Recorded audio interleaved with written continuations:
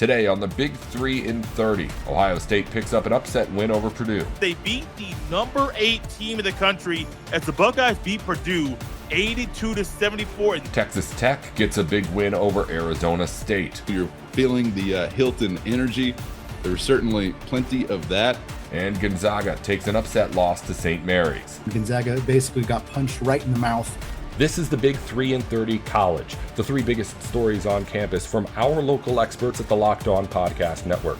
We bring you the real story, why it matters, what's next, who wins the big game, and more, all in 30 minutes. The Big 3 in 30 College starts now. Thank you for making the Big 3 in 30 your first listen of the day, part of the Locked On Podcast Network, your team every day. Today's episode is brought to you by FanDuel. Download the FanDuel app now by visiting FanDuel.com and win $300 in bonus bets if your first $5 bet wins. Ohio State may have clinched its bid into the NCAA tournament last night by beating number 8 Purdue in Columbus. It's the biggest win of the season for the Buckeyes, and Jay Stevens has the recap on Locked On Buckeyes. The Buckeyes have had their back up against the wall for quite a long time. It seems like for the last 4 to 6 weeks, the Buckeyes have been trying to get a quad one win or stack some wins to gain some momentum down the stretch of the season. They haven't been able to do it until yesterday, where the Buckeyes pulled off a massive, not only quad one win, but they beat the number 8 team in the country as the Buckeyes beat Purdue 82-74. And this win was a full team effort, but ultimately it was the Buckeyes keeping their season alive. Because if the Buckeyes didn't win on Sunday afternoon, they had a couple of games down the stretch against Penn State and against IU that were winnable games, but it was still unlikely that they would be able to get enough wins in the Big Ten tournament to make the big dance in March. And that's the goal. The goal every year is to make the NCAA tournament. And with the way this year had looked at their inconsistent play and not having back-to-back wins since early in January, all of a sudden you're thinking, is it possible? Can they really make it happen? In the last 8 minutes of the game against Purdue, I started to wonder in myself if the Buckeyes are going to have another late game collapse like they had normally had this year. That didn't happen. They had key rebounds. They got key stops. They extended their lead. Yeah, Purdue started to hit some shots, but they weren't able to get stops. The Buckeyes got to the free throw line, and Ohio State secured a massive, massive upset, which led a lot of you that were there in the shot on Sunday afternoon storming the court because that was a big moment for Buckeye basketball this season, because this team hadn't played well enough most of the year to think they could pull off a win like that. Purdue is trending in the wrong direction as well. They just recently lost a game earlier this week, so they're not the most confident team late in the year, but neither was Ohio State. Ohio State was without Christoph Tilley on Wednesday. He was in a boot. John Mobley Jr. had a hand injury. Devin Royal was sick recently. Amari Bynum was questionable but still played. So there's a lot of stuff going on with the injury department. Brandon Knoll is not active either. There's a lot of stuff going on with the personnel that may make you think the Buckeyes weren't able to do what they did on Sunday afternoon, but they were defensively. They were really good defensively. Yeah, Trey Kaufman did some stuff down low, but more often than not, you put Ivan in, and Ivan played quite a few significant minutes, and he got some key stops and got key rebounds. I believe he had a big dunk as well, but he got the whole crowd rocking inside the shot. John Mobley Jr., we'll talk more about him at length in the very next segment because he made timely shots. He was fired up. There's even a shot he made, I believe, off a pump fake. No, it was a jab step. It was a jab step. He was on the left wing, jab right across his body, come back, got the separation he needed to knock down that three. After he made that shot, he got excited. He was really pumping himself up. And I was wondering, was he a little upset because there was nobody else up there to kind of trap the ball at the inbound pass from Purdue? Or what else made him upset? I don't know. You should be excited because he made the shot. But he was fired up. And that was contagious. You saw everybody on the team. Amari Bynum got a big block. Bruce Thornton did some Bruce Thornton things, even though Purdue did really good defense on Bruce Thornton, not letting him do some of the things he's done to other Big Ten opponents down the stretch. He finished the game with 20 points on 6 of 9 shooting. He made 5 of his 7 shots on the charity stripe. And so Bruce Thornton did Bruce Thornton things, but it was a complete team. Devin Royal added in 12 points. He had some key buckets.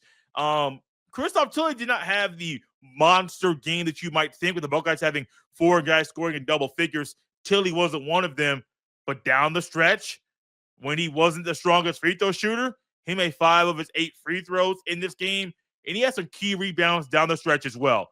Everybody that stepped on the court was pivotal for this win and for the Buckeyes to still have a chance to make the NCAA tournament.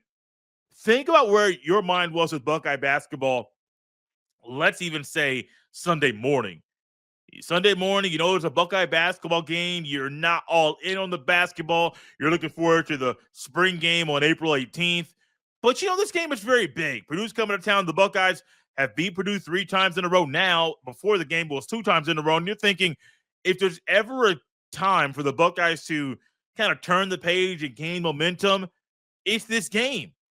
If there's ever a time for them to play up to their opponent and a team that's vulnerable in Purdue to suffer another loss, it's this game. It was a whiteout. They had the script Buckeyes jerseys on, the all-white joints. They had the Buckeye script Buckeyes at the center court. I mean, this was the moment for Ohio State to show that they are an NCAA tournament-worthy team. And they did that. People have lost confidence, but they're showing you right now, well, you can believe this team down the stretch. And I'm still a little bit on the weary part because I've been on the record on this show saying I don't think they're making the tournament, and they might not make it. They're 18-11 right now, 10-8 in Big Ten play. They're right there. They're going to make the tournament. Will they get a bye? Will they not play on? Well, I think the tournament starts on a Tuesday. Will the first game be on a Wednesday or even a Thursday? That's to be determined, depending on how they do against Penn State on the road and home against IU in the final game of the regular season. But when you hold Purdue to 44% shooting, 38% from downtown, that's a massive win. I don't even care about the hustle stats right now, but the Buckeyes were +7 in rebounds. They had 9 assists. You would love to see that number get to be higher. They had 7 turnovers. Under 10 is pretty good. That's a really good mark. And so the hustle stats is not one I want to really deep dive into. It's just the fact that the rebounding that had been a problem for Ohio State. The Buckeyes are big on the boards. The complete team effort that really hadn't been there all year in key moments, they got that on Sunday afternoon. And then down the stretch in the final 8 minutes, they got the stops needed and made key buckets down the stretch to not collapse, but to stay strong to pull off a massive upset.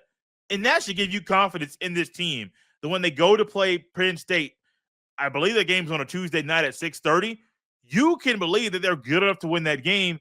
And then when they come back home against IU in the regular season finale, you can have confidence there that they can win back-to-back games, 3 games in a row for the first time in a long time this year, to hit the 20-win mark in the regular season, to make themselves and help themselves get off the first 4 out category of the NCAA tournament to being on the last 4 in. Now, I don't think of Ohio State in the tournament that they'll be playing in the first 4 in Dayton. I think they would be playing. They would get a team playing on that Thursday or Friday. But if they are playing in Dayton, y'all better make that drive. Y'all better go to Dayton. That's a great place to to watch basketball. I've been there a couple of times, and both times I was there, I was blown away with the amenities and the size and just the great viewing experience that arena provides for basketball players, but it could be Buckeye basketball fans. We're not sure where they're going to be when it comes to if there'll be a team playing in the first 4 or first 8. I don't know what it's even called. I have no idea what the first portion of the tournament is called. So don't normally have to worry about that portion of the tournament covering Ohio State. But this is a big win. This is an exciting win. The Buckeyes pull it off. They came together when it mattered most, and they delivered their biggest win of the season.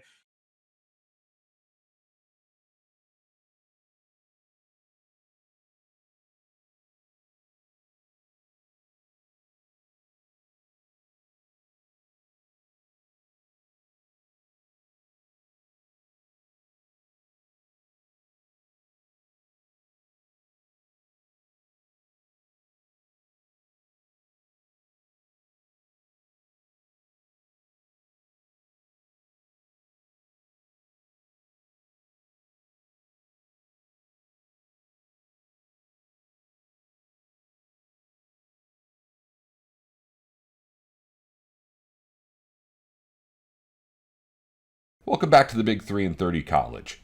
Texas Tech got a big win over the weekend, winning on the road against number 4 Iowa State. Locked On Texas Tech hosts Casey Cowan and Chris Level recap the win. Chris, you were there courtside, and you're seeing it up close and personal. You're feeling the Hilton energy. There was certainly plenty of that.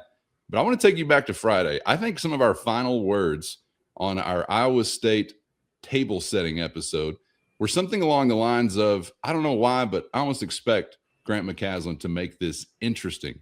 Whatever that meant. I don't even think, considering my luckiest of stars, I was thinking about just going in and getting a win.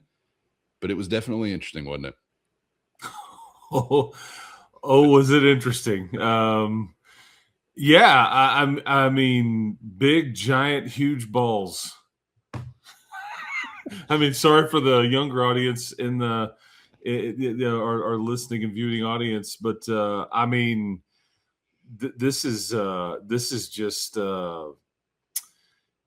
sports are funny, and it's just it's one of these things where you said it best earlier when you said this is maybe your biggest win yet, and you have a collection of wins that nobody in the sport can top. Now you've got a few losses mixed in, your UCF and your Arizona States and some things like that it's like kind of frustrating that you wish you had some of those back, but he relishes this kind of role or this spot. You put his group in a hostile environment with a full crowd and nobody gives you a chance, look out, because this has just become normal now. I mean, I think I said that on the little video I taped with you, or I taped for you before the game started, when I was just sitting there. It's like, man, ain't nobody in the country giving you any kind. I mean, if you looked at the way that the national games were portrayed going into Saturday morning, this is a ranked matchup, and yet it wasn't discussed, highlighted, nothing. It was all about Kansas, Arizona. It was about Florida, Arkansas. It was about some different matchups, but this was a foregone conclusion to many. The spread started out at like 9.5. It got up to 10.5 or even 11 or whatever. Nobody was giving you a puncher's chance in this one. And that's when he and his guys are at his best, or at their best. I mean, that's just I think that has been proven. Does it compute our brains at times? No, but we need to get past that, because he just doesn't blink. He runs to the fire. And Cowan, the thing was, it was from the tip. I mean, from the tip, you could see the extra, Mike Tyson once said, everybody's got a plan until you get punched in the mouth. And you were just laying haymakers early. And I think Iowa State was slow to adapt to it, and they eventually did. But by then it was a bit too much, because they obviously made some runs, and we'll get into kind of how we got from beginning to the very end. But Grant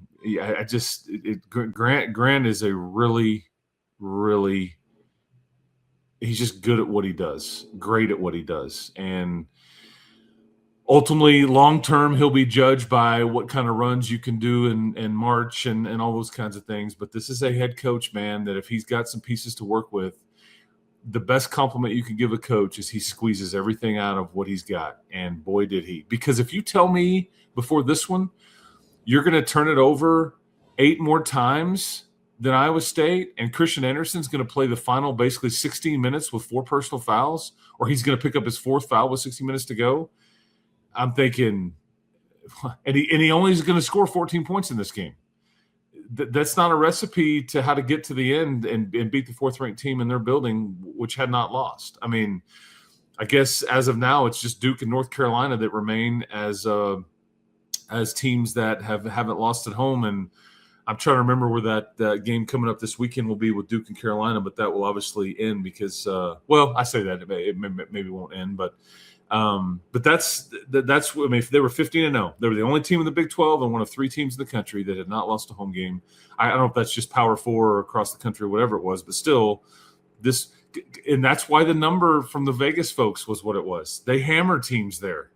They are not nice to teams there, and after watching it up close, and I know there was a lot of conversation about officiating and the free throw discrepancy, but they get away, or maybe get away with more pushing and shoving and pulling and everything more so than what West Virginia used to under Huggins, or what Kelvin Sampson does at Houston. And that is a mouthful to say. I don't say that or mention that lightly, and I think TJ Otzelberger wants it that very way because, again, the premise is let's basically – and he said this after the game. We wanted to embrace the collision, create the collision. I mean, basically he's just saying we're going to be physical. We're going to dare you to call fouls. And they know the officials are just not going to call it every single time. They're going to let some stuff go. And trying to play through it, I mean, but when you got a bunch of shot makers – like you did and like you have that are executing and knocking them down, dude, I mean, that was – and it wasn't just one guy. I mean, you had some big, giant, massive shots that just took the heart out of the state of Iowa. And I mean, just big ones, big, giant ones, man. And that's a win to be celebrated. And we'll kind of talk about the ramifications of what it may mean for you going forward. Yeah, and when it comes to pulling off the improbable, Grant is as good as I've ever seen anyone at it. I don't know what other way to describe it. You may have a better option out there or candidate, but as far as what I've seen, he's as good at it as anyone has ever been. Because, Chris, when you're thinking about the way that you've had to adapt, not only in this year, but the year gone by as well, I mean, it's old hat. And I was retweeting yesterday a quote from a previous episode, I think after what they did in Tucson, where we're just talking about get used to it, essentially. The gist is this is what he does. And so I'm trying not to be surprised by it, even though it's still kind of staggering. It sounds like to me, based on what you said, I mean, I'm not exaggerating and saying you controlled this game wire to wire. Am I? No, I mean, you went on a 20-2 run at one point in this one. I think you got up you got up so much that I think it just took Iowa State a minute, and you were doing it with getting stops, hitting shots, rebounds. The rebounding battle semi caught up for Iowa State as the game would go along, but you just kind of dominated in this category. And you could just tell there was a major sense of urgency on your side of things that they did not have. I think they, TJ Otzelberger and Taman Lipsey and all them after the game, they said as much. And I don't know if they, because I think Kellen Buffington said this on the broadcast. I don't know, about a week ago. He does the halftime stuff with us, and he's like, "Doubt us if you want to. You might regret it, though." And I think, I'm sure part of this, with like the media conversation aside, anything that we have said about your ceiling being different or people counting them out or they're whatever, you have to know that some of these teams are like, okay, so JT Toppin's out and they're supposed to still be the same threat, or they're supposed to be better. No, I mean, and whether they don't really want to believe that or being told differently, I mean, there's probably, and I don't know if that's, if you just thought Texas Tech was going to show up at Iowa State on a Saturday, these are the most difficult, typically the most difficult road games to win are on Saturdays, just because, Saturday home games are there's a bit of a different vibe typically than midweek games. And now you've done this, to Arizona and to Iowa State. You've kind of ruined some weekends there, but I mean, I just think you kind of jumped on Iowa State, and they just you didn't win the game in the first half, but you went a long way in doing so.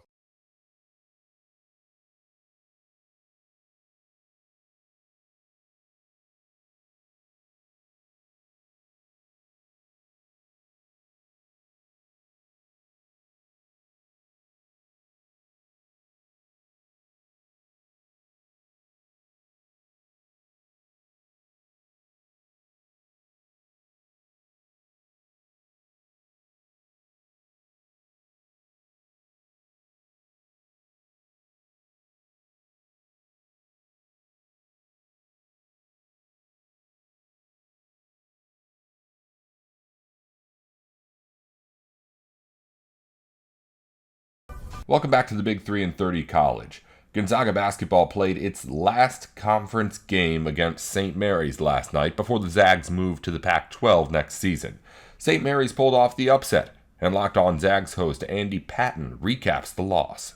Well, if you somehow missed this game on Saturday, or if you only watched the first half of this game, you might not have thought that it was that bad or that the result was exactly what it was. But Gonzaga, great first half, up 7, 36-29, played really good defense, got timely shots. We're getting the ball to Graham. We're doing all the things they needed to do well. And then the lead was immediately evaporated in the second half, and Gonzaga basically got punched right in the mouth in the first 2 minutes of the second half and never really recovered. The fact that this was only an 11-point loss actually underscores how dominant of a second half this was. At times, I think St. Mary's was up as many as 17, I believe, was the biggest the margin got. It might have even been more than that. Just a catastrophic performance from Gonzaga in the final 20 minutes of this basketball game. I can tell this team is ready to be out of Moraga, California for the foreseeable future. We will see what the future of this rivalry holds. But Gonzaga's last 5 trips to Moraga, they've gone 1-4 in those. They were unable to secure a sweep of St. Mary's. I think it's been 4 years in a row they have not swept St. Mary's, maybe even longer than that. They also were unable to win the WCC outright in their final year in the conference because St. Mary's won this game. St. Mary's and Gonzaga finished tied atop the WCC league standings in conference play. As we said throughout last week, Gonzaga still gets the number 1 seed in the West Coast Conference tournament because while Gonzaga and St. Mary's both finished first and they both split their head-to-head, the next tiebreaker is your record against the third best team. That's Santa Clara. St. Mary's went 1-1 against Santa Clara. Gonzaga went 2-0. So that is why they will have the number 1 seed in the West Coast Conference tournament. So they weren't playing for that, but they were playing for an outright WCC title, which they did not get. They were also playing for NCAA tournament seeding purposes. Again, that'll be a bigger conversation we have later this week, but doesn't help. Doesn't help. Difference between a 2-loss team and a 3-loss team is significant when there's a lot of teams bunched up between the 2, 3, 4 seed lines at this point. We did just see Purdue go down as I'm recording this on Sunday afternoon. Currently, Michigan State and Indiana are playing right now, which is part of the reason we're waiting on this conversation to see how that game plays out. But for right now, Gonzaga did not help themselves with this loss. It's a quad 1 loss, so it's not that catastrophic outside of the rivalry and just kind of vibes and feel of it all, which certainly were not great with how that second half went. As always, we will talk about the good and the bad, and it is pretty much as simple as first half, second half. We're not going to divide it up quite that way, but that's more or less what this game was like. Gonzaga did most things well in the first half and did virtually nothing well in the second half of this game. Graham Ike was great in the first half. 13 points, 5 of 9 shooting. He was 2 of 3 from 3. He was picking his moments well to shoot that 3. He was scoring around the rim. He was getting his looks. He had 3 rebounds and an assist. He only had 1 turnover. Really good first half from Graham. Second half was a disaster for him. But the first half was very good. They established Graham well, and he looked well on his way to being the catalyst for Gonzaga getting a major win and sweeping the Gales this year. Other good things, I liked Adam Miller's aggressiveness in this game, his assertiveness, him looking for his own shot, him getting downhill and getting to his little floater. That's something we've seen from him the last 3 or so weeks that has been a really valuable addition to Gonzaga's offense. Miller's somebody whose 3-point shot hasn't been what Gonzaga needed it to be when they recruited him this offseason, and I think there's really no other way to look at it. He has not filled the role that folks wanted him to fill, that Gonzaga wanted him to fill this offseason, but he has found other ways to contribute to this team defensively. He's good at taking charges. He's been getting a lot of steals. He plays good defense. He works hard on that end. And now he's been adding this kind of mid-range floater game, and it's been very valuable. Again, he had 9 points on 4 of 7 shooting in the first half. In the second half, he had 5 points, but it was on 1 of 6 shooting with 3 of his points coming from the free throw line. So again, like everybody else, didn't play well in the second half, but was important in this game in a lot of ways. Similar situation with Tyon Grant-Foster. Tyon drew the start for Gonzaga in the absence of Jalen Worley. Again, we will talk more about that later in the show. Tyon had 13 points. He was 3 of 7 on his 2-pointers. He was 1 of 1 from 3. He was a perfect 4 of 4 from the free throw line. You love to see that. He had 6 rebounds, 3 blocks, and 2 assists. That's a great line. That's a great line for Tyon Grant-Foster. He also had 5 turnovers, which was a huge part of Gonzaga's issues in this game. And Tyon was the one guarding Morauskas, and he did a good job of that. Again, we'll talk about that more when we get to our keys to this game. But his defense on Morauskas was good. He got a double technical, which was a net positive for Gonzaga. You'd rather have Morauskas getting a T. It's worse for St. Mary's to have Morauskas with a T than Tyon to have a T for Gonzaga. And he was needling him. He was getting under his skin. But Tyon also was kind of playing too fast paced. We've seen this a little out of control. That's where a lot of the turnovers came from. I mean, that's something you kind of live with. You have to live with Tyon, but in this game, it was just really critical. And so much of it happened in the second half, which contributed to Gonzaga getting buried. I also thought Davis Fogle and Braden Smith gave Gonzaga some solid minutes off the bench. Fogle had 6 points, not his most efficient night, 3 of 8 overall, but he had 5 rebounds, 2 assists, and 0 turnovers. Meanwhile, Braden Smith, just 2 points, but he only was 0 of 1 from the field, made both his free throw attempts, had 3 assists, and 0 turnovers. The bad, again, was the second half. Just about every part of the second half was a disaster for Gonzaga, outscored by 18, 41-23. Gonzaga scored 23 points in the second half of this basketball game. Their offense was horrendous. There was no flow. There was no rhythm. If they did somehow luck their way into getting a good look, they were missing it way more often than they should have, missing open looks from 3, missing open looks around the rim, turning the basketball over. I mean, it was one of the worst offensive halves I have ever seen Gonzaga play. And obviously, St. Mary's is great. It's on the road. They're a good defensive team. All those caveats exist. Gonzaga was missing 2 players, but this was putrid. I mean, they shot 6 of 15 on 2s. That's 40% from 2. 6 made 2-pointers in the second half of this basketball game. Horrific. They also shot 2 of 12 from 3 in the second half of this game. Good for a total of 8 of 27 from the field. Awful second half from Gonzaga offensively. 5 of 17 overall from 3, by the way, 29%. Also not good. 3 of 5 in the first half, which was great. We loved that. Not taking too many of them, knocking the ones down that they are taking. Felt great about that in the first half. Second half, albeit they had to get a little desperate towards the end of the game, which is why the shot number is higher. I don't think that 17 threes was the problem in this game, but making 5 of them sure as heck did not help. The other probably biggest, most problematic thing that you were all waiting for me to talk about, Gonzaga's 3-point defense. I mean, what 3-point defense is probably the better way to put it. St. Mary's was nuclear from 3 in this game. 7 of 19 in the first half, which is already problematic. That's 37%. You feel bad about that, but that was 21 of their 29 points in the first half came from 3. So Gonzaga has a 7-point lead at halftime. They've held St. Mary's to under 30 points, and the only area of concern is, they're getting too many open looks from 3. And yet Gonzaga has no ability whatsoever to correct that coming into the second half. St. Mary's shot 9 of 14 from 3 in the second half. 9 of 14. Gonzaga did nothing to stop their 3-point shooters. Some of them were tough shots. Like Mikey Lewis hit some ridiculously tough shots in this game. But far, far more of them were just open. Joshua Dent was wide open, 4 of 6 from 3. I don't think there was a hand in his face on any of them. Mikey Lewis was, 7 of 13. 7 of 13 from 3 in this game. He had more threes than Gonzaga did, and he only attempted 4 less. Just ridiculous. I mean, shout out to Mikey Lewis. He was incredible in this game. 31 points. I mean, he has stepped up for St. Mary's in this rivalry, in these matchups. He did not do it in Spokane this year, but he did it last year, and he's done it here in this one on Saturday night. He deserves his flowers. Phenomenal game, but Gonzaga did not do nearly enough to stop him in this game, and it was agonizing to watch it happen time and time again in the second half of this game when Gonzaga, the attempts to come back in this game they weren't making any shots, so it didn't really matter. But every time it seemed like, well, maybe they get a stop here. Nope, Mikey Lewis hits a 3. Mikey Lewis hits a 3. Mikey Lewis hits a 3, and suddenly the game was well out of reach. Other not good things in this game, Mario Saint-Superi, we knew he needed to have a big game, and he just flat out didn't deliver. 20 minutes in this game, but he did not score. 0 of 4 from the field. He had 3 rebounds, and assist, and 2 turnovers. You can't have a combined 1 point and assist from your starting point guard in this game. I mean, that's just not good enough. We needed him to have a big game. The young guard for St. Mary's, Joshua Dent, had a big game. Mario did not, and that was a killer for Gonzaga in this one. On that same note, Gonzaga had just a 13-11 assist to turnover ratio. 11 turnovers is honestly, it's not great. It's not good. But against this team on the road, that is not a particularly horrific number. Like, I I can live with 11 turnovers. Only 3 players for Gonzaga committed turnovers. The problem was that Tyon had 5 of them, Graham had 4 of them, and then I think it was Fogel who had the other 2. It was Mario who had the other 2.